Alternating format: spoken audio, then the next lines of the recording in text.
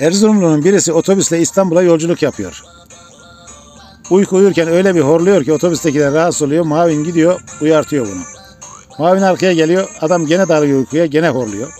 Bir böyle iki böyle derken en son Mavin bunu aşağıya atma kararı alıyor.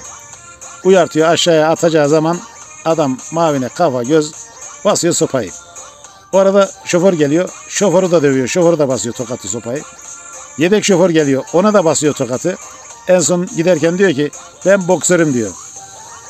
Bir hafta sonra aynı arabayla yine yolculuk var. Aynı Mavin. Yine bir yolcu horluyor. Mavin yanına varıyor korkarak uyartıyor. Diyor ki beyefendi boksör müsünüz diyor. Adam diyor ki yok niye sordun diyor. Ulan kavat o zaman neyine güvenip de horluyorsun diyor.